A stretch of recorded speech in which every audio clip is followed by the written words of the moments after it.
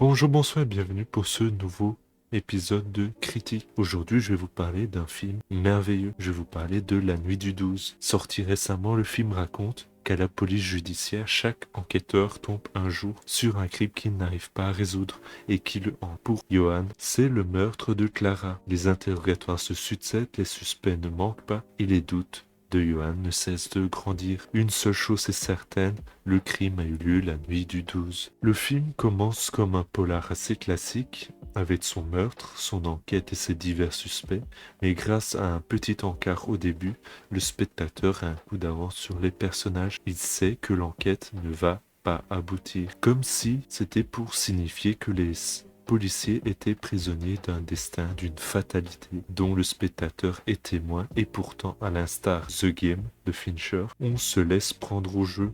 On recherche des indices, on scrute les réactions des suspects et on les juge coupables ou non, dans le but non pas de déjouer le récit, mais de surpasser les protagonistes et de résoudre une énigme sans réponse. En vain.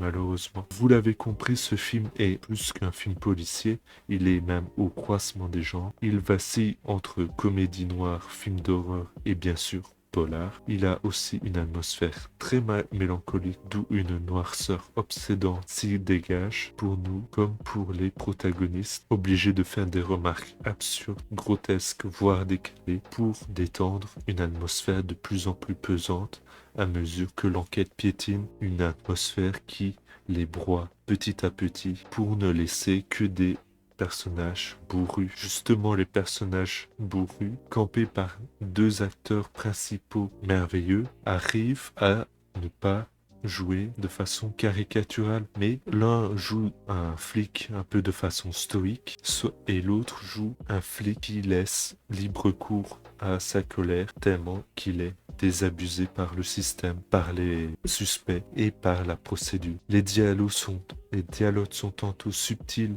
Je pense notamment au fait que le film arrive à garder un côté fantastique en filigrane, comme le thème du féminisme omniprésent.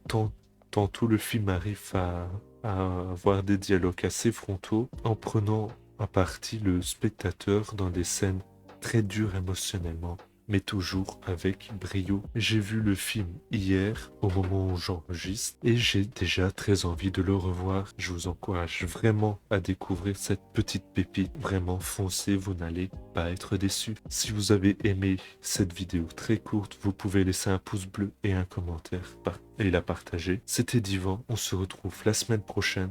Merci d'avoir suivi encore. Salut.